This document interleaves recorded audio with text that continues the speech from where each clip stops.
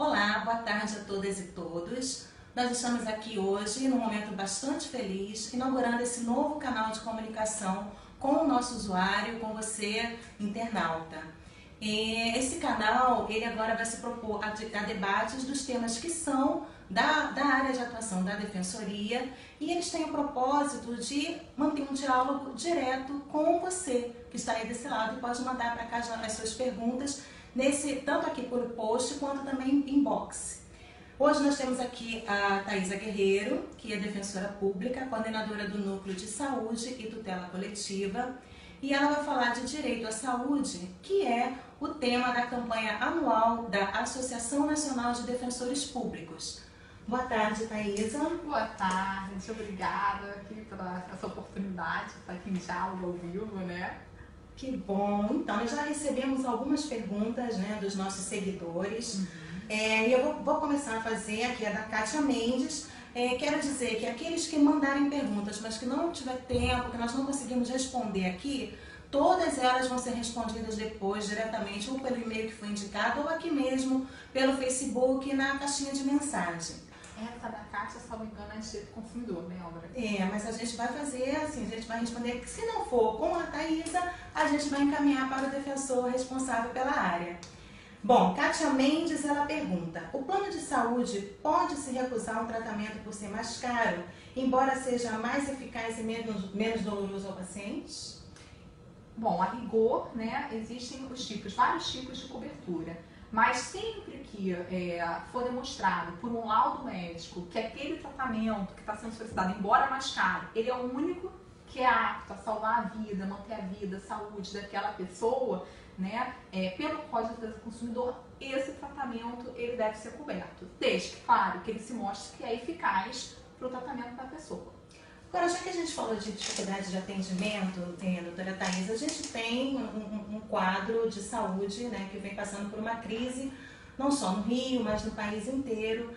O que é aquela pessoa que precisa, por exemplo, de uma medicação de alto custo e não consegue, tem esse fornecimento interrompido, o que ela pode fazer? A Defensoria presta algum tipo de assistência nesses casos? Sim, com certeza. Aliás, esse é um dos principais pedidos que chegam, né, para todos os núcleos de primeiro atendimento da Defensoria Pública do Estado do Rio. São pessoas que não têm condições, né, de comprar esses medicamentos, porque normalmente esses de alto custo, eles são de alto custo, seja porque o valor unitário do medicamento ele é muito alto, seja porque são medicamentos que estão relacionados a doenças crônicas e que então a pessoa vai tomar, né, vai acompanhar praticamente pelo resto da vida dessa pessoa, então às vezes o valor unitário não é tão alto, mas como é recorrente, né, o uso contínuo, a longo prazo, isso é muito custoso para a pessoa. Então, eles devem sim procurar, né, ligar para o número 129, saber o endereço do núcleo de primeiro atendimento mais próximo da sua residência, e deve procurar o defensor público munido de um laudo médico, dizendo o quadro de saúde, o que essa pessoa tem, o diagnóstico, e que precisa utilizar esse medicamento, né, para realizar, né, o tratamento, a continuidade do tratamento, mantendo assim, a saúde, a vida dessa pessoa. É um direito, né, de todo paciente a garantia do direito à saúde, inclusive o fornecimento de medicamentos de alto custo. A procura é grande na Defensoria para esse tipo de atendimento? Sim, é muito grande. Normalmente nós temos, né, 3 tipos de medicamentos. Nós temos os medicamentos que a gente chama, são os medicamentos que formam um componente básico, que são medicamentos para doenças mais simples, né? Asma, uma febrezinha, uma dor de garganta, esses medicamentos mais simples, eles são fornecidos do componente básico. E são normalmente fornecidos nos postos de saúde, nas clínicas da família, pelos municípios. Nós temos os componentes, os medicamentos do componente especializado, que são esses que são chamados também de alto custo, porque antes a legislação falava alto custo, hoje a nova nomenclatura são medicamentos do componente especializado. Esses medicamentos, né, que são normalmente muito caros, são para doenças mais raras, como doenças crônicas, e que acompanham a pessoa por toda a vida, são fornecidos pelos estados. e os medicamentos do componente estratégico, né, que são assim, doenças de gravidade e de repercussão internacional e que o Brasil se compromete internacionalmente a erradicar. Então a gente tem, por exemplo, a tuberculose, é um tipo dessa doença, que são medicamentos que são arcados pela União Federal, distribuídos, né, e fornecidos para a população. E normalmente os medicamentos da atenção básica, até porque são mais baratos, normalmente eles são ofertados à população, principalmente nos municípios que têm maior porte financeiro, como é o caso do município do Rio de Janeiro. Então, normalmente a judicialização ela é feita por medicamentos de alto custo, que hoje são de componente especializado, ou por medicamentos que não estão padronizados, ou seja, não são fornecidos pelo SUS e não estão padronizados para qualquer uma dessas categorias, que a gente chama dos medicamentos que estão na zona cinzenta. Não são nem do básico, nem do especializado, nem do estratégico, ou seja, não estão nas políticas, mas muitas vezes são necessários, sim, para a manutenção da saúde dessa pessoa e devem ser fornecidos à luz da Constituição Federal. Então, só recapitulando, é importante que se leve o laudo médico, né, justificando o porquê da necessidade daquela medicação, né, daquele medicamento, e vá ao núcleo de primeiro atendimento mais próximo da residência. Correto? Correto. Bom, nós temos aqui também a pergunta de Gisele Guerreiro. Ela quer saber qual é a real situação dos comitês de fiscalização dentro das OS, incluindo também o PAS e o PSF, que é o Programa de Saúde da Família. Isso. O que acontece? Esses comitês de fiscalização, eles estão previstos dentro dos contratos de gestão que são firmados entre as OS e o município do Rio ou o estado do Rio. Tá? Esses contratos prevêem uma cláusula de fiscalização, que onde tem a previsão de que a Secretaria Estadual de Saúde terá servidores que comporão, né, esse comitê de fiscalização para ir periodicamente, alguns vão 15 dias, outros vão semanalmente, para poder fiscalizar o cumprimento do contrato. Quando nós fizemos aquelas vistorias na época do final do ano, todas as unidades visitadas relataram que esses comitês de fiscalização permanecem em uma das unidades. Na época da crise até estavam indo diariamente, acompanhando diariamente. E além desses comitês de fiscalização, né, que eles recebem relatórios de gestão, prestação de contas, está prevista no contrato que devem ser enviada, né, a prestação de contas para os conselhos de saúde, que são formados pela população, né, porque o SUS tem um dos princípios do SUS é a participação social, né, e eles aí participam também fiscalizando essas contas, além do também Ministério Público, que fiscaliza, e os tribunais de contas também do Estado, né, ou do município, que também fiscalizam a utilização da verba pública, do dinheiro público. Bom, só para situar, você que chegou agora, a gente está aqui com um bate-papo com a Thaisa Guerreiro, defensora pública, coordenadora da área de saúde e tutela coletiva. O tema de hoje, dessa nossa transmissão, é Direito à Saúde, que também é um tema da campanha anual da Associação Nacional de Defensores Públicos. Ela está respondendo perguntas dos internautas como você. Então, manda sua pergunta, pode ser comentando esse post ou então por mensagem inbox.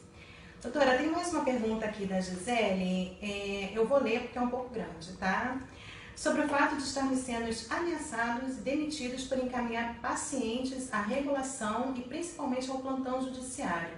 Muitos médicos trabalham coagidos, proibidos de cumprir o próprio Código de Ética Médica por orientar os pacientes sobre direitos e deveres. O que fazer nesse caso, doutora? O que ela está relatando aqui é que alguns médicos, né, que encaminham os seus pacientes que têm direitos violados para o plantão judiciário estariam sendo, de alguma forma, coagidos no seu local de trabalho. O que esse médico pode fazer? Sim, já de plano a gente pode dizer que isso é uma conduta que não possui respaldo, né, na lei, na Constituição. De forma alguma o médico pode ser proibido de exercer um ato que está previsto como dever deles, né? O Código de Ética de Medicina traz inúmeros artigos aqui que dizem que é dever do médico, né, claro, ele todo de uma forma genérica, se valer de qualquer instrumento, de qualquer conduta que for necessária para salvar a vida daquele paciente.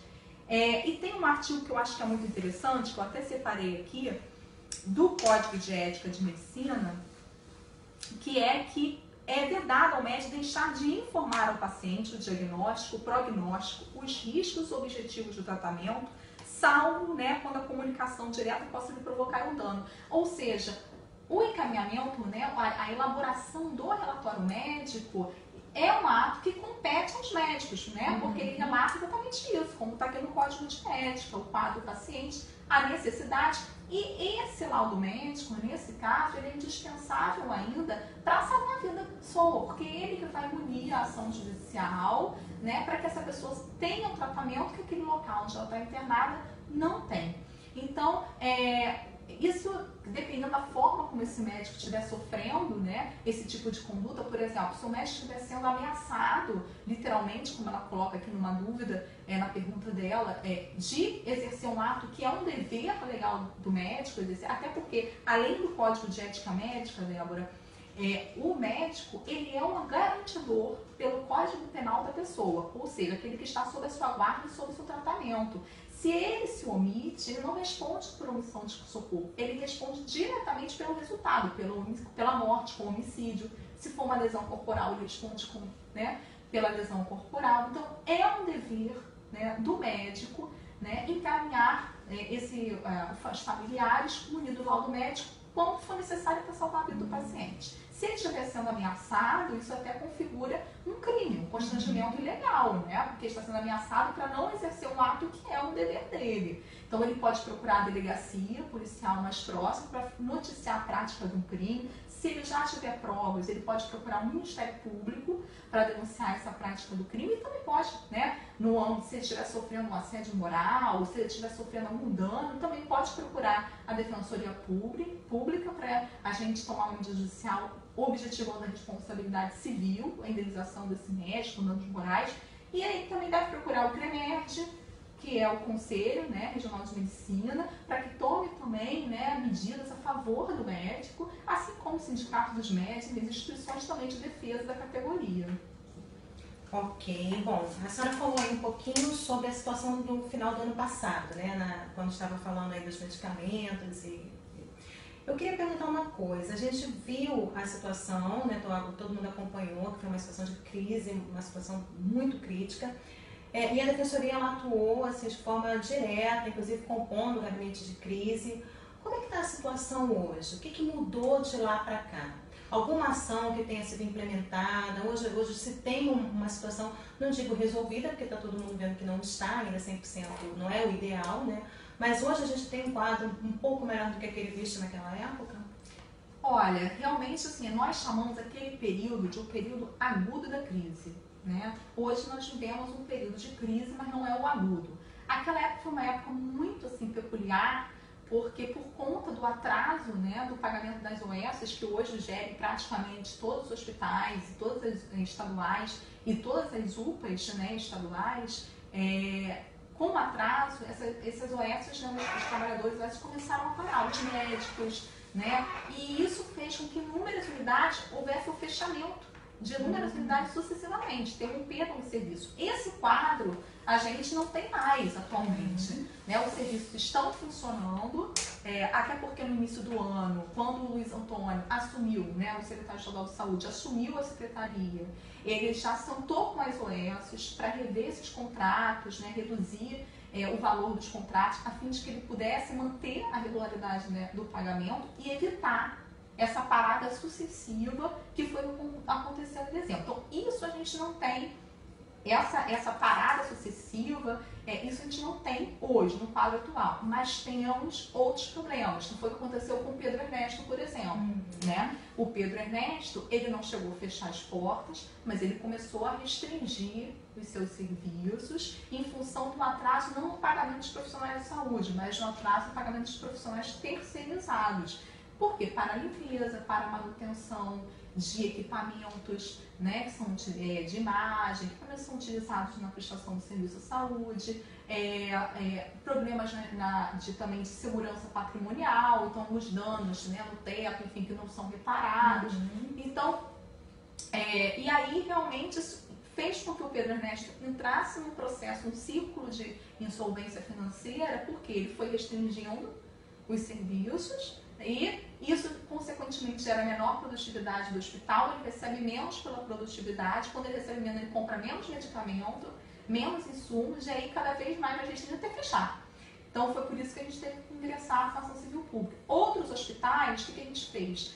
Para evitar que se chegue a dezembro, a gente criou aquele programa de vistoria hospitalar permanente. Nós já estamos nas unidades, né, aos pouquinhos, fazendo vistorias para identificar. Então, por exemplo, nós fomos ao IECAC semana passada.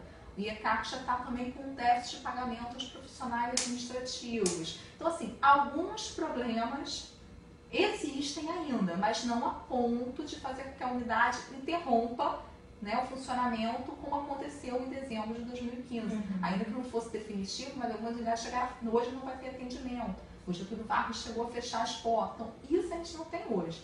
Mas a gente tem realmente, assim, ainda problemas em decorrência dessa dificuldade financeira do Estado. Quer dizer, a Defensoria ela tem se antecipado, né? Isso. Ao fechamento, que seria a medida mais extrema, como foi o caso do Pedro Ernesto. Pedro Ernesto, para quem não sabe, é um dos principais hospitais do Rio de Janeiro, né, hospital estadual, e que estava já em vias de fechar, justamente pelo que ela falou, por não conseguir a verba total para o seu custeio, né, para o pagamento dos terceirizados. A Defensoria ingressou com a Cassação Civil Pública e obteve na Justiça o pagamento da integralidade, né, dessa verba para aquele mês, não é isso? Isso. E então, hoje, então, a Defensoria ela não está esperando, ela não espera que o hospital feche, que haja essa medida extrema, mas vai fazendo esse monitoramento, esse acompanhamento, já para identificar esses pontos. Está identificando e a gente já vai começar a notificar, né, o secretário municipal, o secretário estadual. O principal hoje problema é o secretário estadual de saúde, porque é o Estado que está sofrendo, né, o maior impacto financeiro, sofrendo com essa crise. Então a gente já começa a pontuar para eles algumas deficiências que a gente vai encontrando e já começa a se preparar, a instruir os procedimentos, né, de instrução, por caso haja, né, algum problema de interrupção de serviço, a gente já está preparado para enfrentar a situação. Ok, vamos a uma outra pergunta. Então, mais uma vez, você que tem uma dúvida na área de direito à saúde, manda pra gente que nós vamos tentar fazer aqui ao vivo, ok? Sobre os hospitais polos, dentro do plano de contingência, estão liberando pacientes em risco de morte com encaminhamento às UPAs, Programas de Saúde da Família e clínicas particulares. Uma outra denúncia. O Adão Pereira Nunes vem fazendo isso. Não havia uma parceria CREMERD Baixada? Dizem não ter infraestrutura. Não são estes, então, obrigados a dirigir-se às centrais de regulação e, em relatos claros, declararem tal e solicitarem a transferência? É uma pergunta bem complexa, né? Mas dá para entender, assim, a mensagem... Qual é o quadro que a pessoa descreveu aqui? Porque, assim, muita gente não está familiarizada com todos esses termos que ela usa. Nós tivemos, né, no final do ano, com a crise em dezembro de 2015, que a gente acabou de conversar sobre isso agora, a Defensoria Pública do Estado do Rio de Janeiro e o Ministério Público do Estado do Rio de Janeiro fizeram uma recomendação conjunta, e o Ministério Público Federal também, a Defensoria Pública da União também, fizeram uma recomendação conjunta para que fosse elaborado um plano de contingência, ou seja, para que o Estado parasse naquele momento, visse quais unidades iriam atender que tipo de tratamento, né, e priorizasse as urgências e emergências, porque numa situação em que você tem o risco de tudo parar, a gente tem que fazer escolhas, né, prioridades. O que os hospitais vão atender? Então, naquele momento, vamos priorizar os serviços de urgência e emergência, que são os que mantêm a vida da pessoa naquela situação de emergência. E aí, nesse plano de contingência, né, eles informaram que os pacientes classificados como verdes e azuis, ou seja, os pacientes que não são graves, né, que podem aguardar um determinado tempo para ser atendidos, eles poderiam ser encaminhados para as unidades de pronto atendimento, para as clínicas da família, para formar um fluxo de organização naquele momento ali do gabinete de crise. Hoje, nós não temos mais esse plano de contingência. Foi um plano, né, que foi criado apenas para aquele momento. Tá? Então, hoje, o que funciona?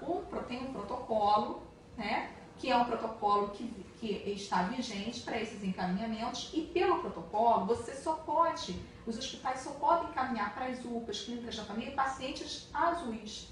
Tá? Os pacientes verdes devem ser atendidos e por um médico. Bom, dito isso, daí a gente já conclui o seguinte: pacientes classificados de urgência, como vermelho, amarelo, eles não podem ser liberados de jeito nenhum pela unidade hospitalar. É essa a pergunta da doutora. Não podem. Por quê? Isso configura, está colocando em risco a vida daquela pessoa. Então não pode liberar. O médico pode responder, como eu falei, como ele é garantidor, pelo próprio resultado, pela morte daquela pessoa, pela lesão corporal, né?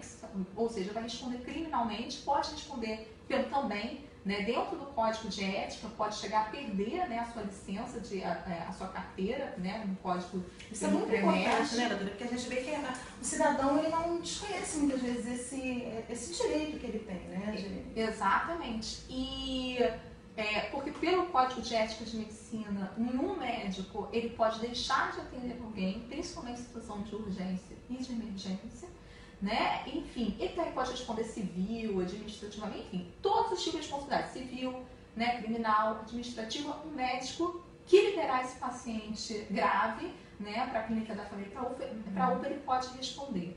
Mais do que isso, então, o que ele tem que fazer se a pessoa está no hospital e não tem o tratamento que a pessoa precisa? O médico ele tem a obrigação de fazer um pedido para o NIR. O que é o NIR? É um núcleo interno de regulação, que tem em toda a unidade hospitalar. Esse NIR ele é o contato entre a unidade e a central de regulação. Que é o que é isso, central de regulação?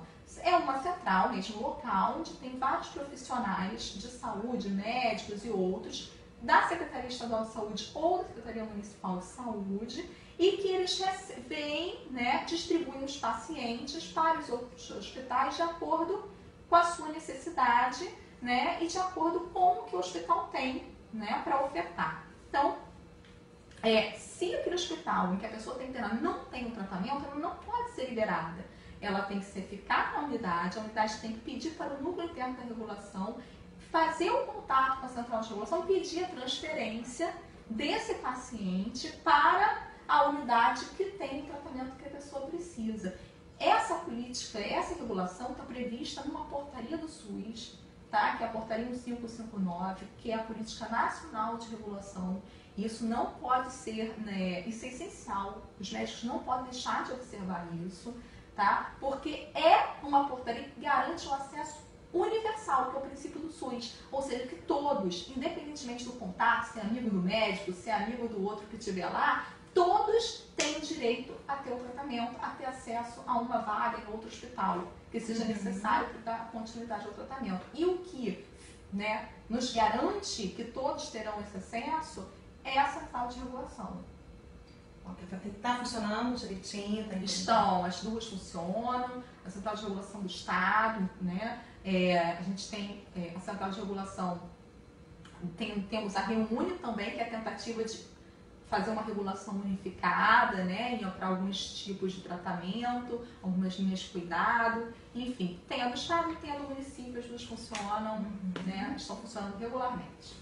Bom, e já que falamos, né, de vagas, a gente sabe que uma das demandas também, juntinho ali dos medicamentos, está justamente a procura por vaga para internação, principalmente transferências para UTI, né, são demandas que chegam com muita frequência à defensoria.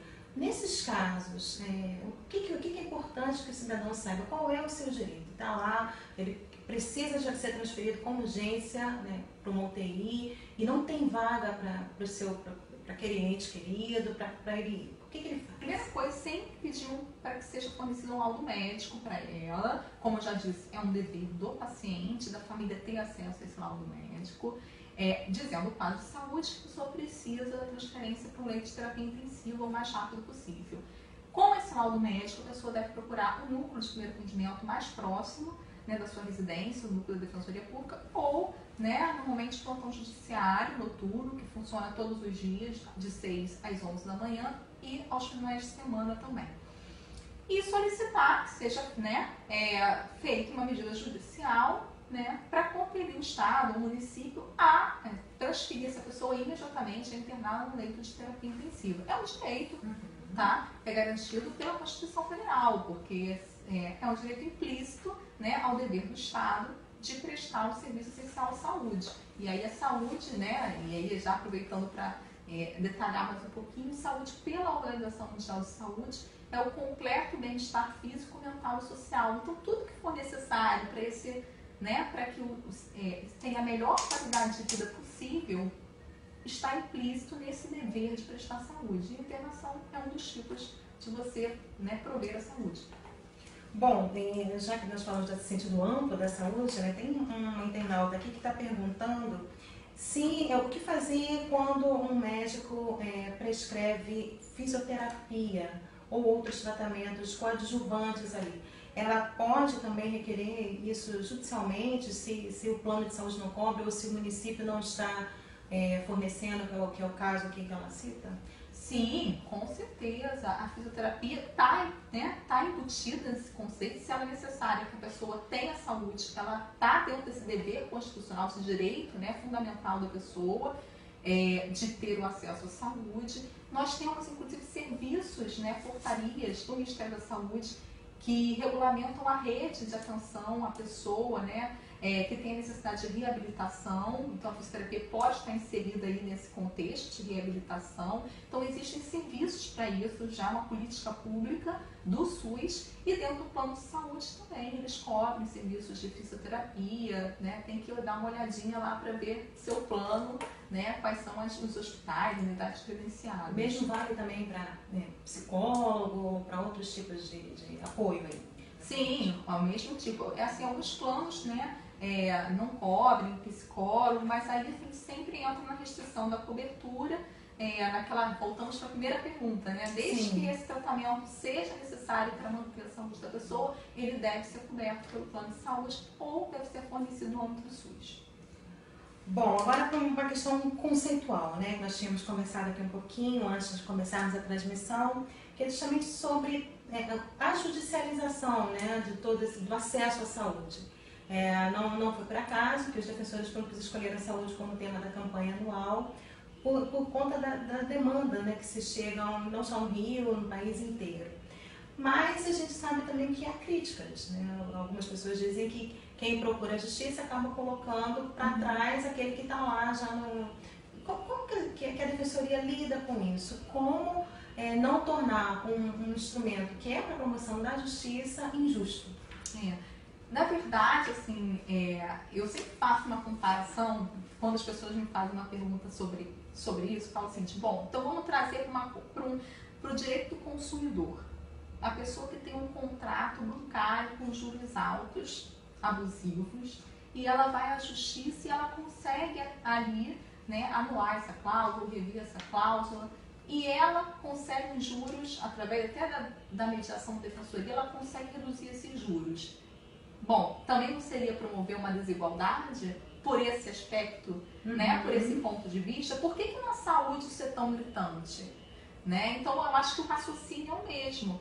Na verdade, as pessoas que acessam a justiça, elas estão garantindo um direito. O ideal é que todos tivessem, né? Que todos conseguissem ter acesso à justiça. A desigualdade está justamente em que o Estado não viabiliza esse acesso de forma integral para todos. Então, temos que não restringir o acesso à justiça, mas ampliar, porque ele é necessário.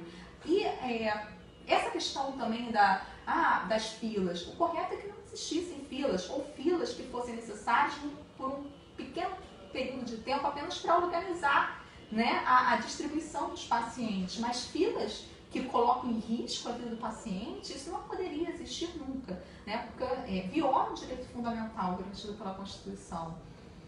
Então, primeiro, não deveriam existir filas que colocassem em risco, mas a nossa realidade é que existem, né?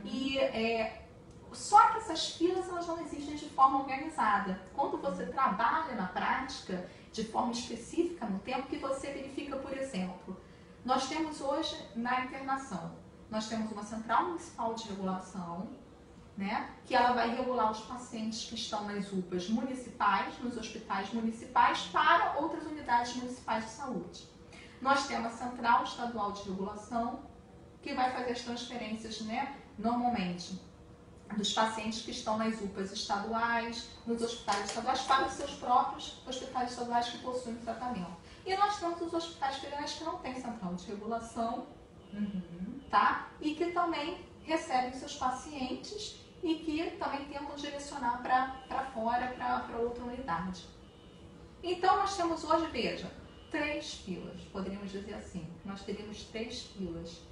E como saber, por exemplo, se um paciente que está na UPA municipal e ele está mais grave que um paciente que está na fila do Estado, por que ele não poderia ir primeiro para ocupar uma vaga na unidade estadual? Então, enquanto isso não estiver organizado, né, e que a gente verifica ainda continua regulação extraoficial, realizada por e-mails, ainda continua aquele que é amigo, né? Sim. Um amigo de que conhece, que Todo vai mundo na conhece algum frente. caso, né, doutora? Tinha alguém que conseguiu dar uma Então, forcinha. infelizmente, hoje é impossível, né, você fazer qualquer discurso no sentido que nós, ao garantirmos um direito fundamental, estamos furando uma fila, porque essa fila não existe. A mesma coisa também para consultas, cirurgias, né? Quando você conhece o sistema de regulação do município, o sistema não organiza ninguém em fila, porque são vários pedidos das unidades municipais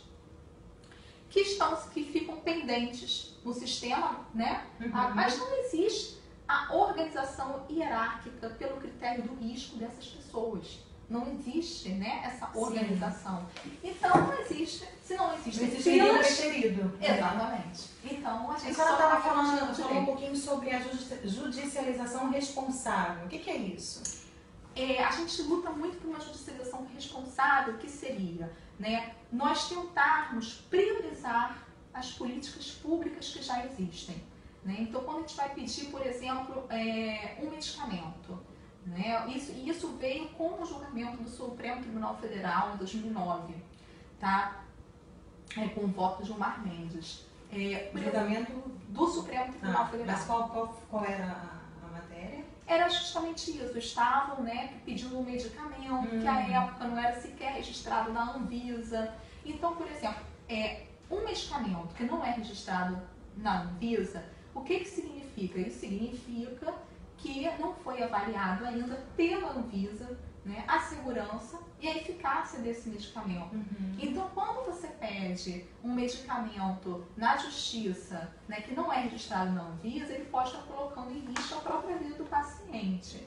Então, se você quer solicitar isso, o médico ele tem que fazer um laudo fundamentado. Não pode fazer qualquer laudo, um laudo que não esteja fundamentando o porquê. Ele deve explicar, olha, o medicamento não está registrado na Anvisa, mas existem inúmeros experimentos que comprovam a eficácia, como esse caso, esse outro caso. Deve-se ter o cuidado de sempre fundamentar no laudo médico a necessidade do paciente quando esse medicamento não é ofertado pelo SUS. Né? Então, a judicialização responsável é essa, que você também dialoga com o gestor, tenta resolver administrativamente o problema antes de judicializar e, quando judicializa, tenta ver se é possível observar uma política pública já existente. E, se não for possível, né, claro, nós vamos lutar pelo direito desse paciente, mas com laudo médico fundamentado, né, de modo que até o próprio juiz compreenda o porquê desse pedido e defira, porque do contrário não vai deferir. Então é essa busca de tentar judicializar com o menor impacto possível, né, para o próprio Sistema Único de Saúde, que já tem a sua forma, a sua organização, as suas políticas públicas, o seu planejamento, é isso. Ok, doutora, então para a gente encerrar, fala para o nosso internauta o que ele deve fazer para qualquer tipo de orientação, de demanda que ele tenha nessa área de saúde, aqui no Rio de Janeiro especificamente, o que ele tem que fazer, a quem procurar, em qual endereço ou telefone. Bom, então você que está em casa, qualquer problema de saúde, sempre, primeira providência é ter um laudo médico que demonstre essa necessidade. Se esse fornecimento, esse serviço não estiver previsto, né, pedir para o seu médico justificar sempre a necessidade do tratamento de forma mais clara possível, para que o juiz entenda a sua necessidade. E deve procurar com esse laudo médico, né, se for município do Rio, o atendimento, quem reside no município do Rio deve procurar a Câmara de Resolução de Litígios de Saúde, que fica ali na Avenida da Assembleia, né, número 77, no centro do Rio, ou se for em casos de urgência, procurar o plantão judiciário noturno e o diurno nos finais de semana, tá, que fica aqui na Praça 15, atrás do Tribunal de Justiça, mesmo ali na garagem do Tribunal de Justiça do Rio. Bom, se você mora em outro município, você deve ligar para o número 129 e conferir o resumo endereço do Núcleo de Primeiro Atendimento da Defensoria Pública mais perto da sua residência. Maravilha. Bom, agradecemos a Thaisa Guerreiro, coordenadora de saúde e tutela coletiva, defensora pública. Agradecemos a você que acompanhou essa transmissão ao vivo. Lembrando que esse é um canal que a Defensoria Pública do Rio de Janeiro está começando, está testando aqui com a Thaisa, e foi uma experiência ótima. Nós vamos repetir com outros assuntos e queremos que você participe. Mande suas perguntas, suas dúvidas e sugestões também de outros temas que você queira ver discutido aqui nessa nossa página no Facebook. Continue acompanhando o nosso trabalho, curtindo os nossos posts, nós contamos com você. Obrigada, uma boa tarde.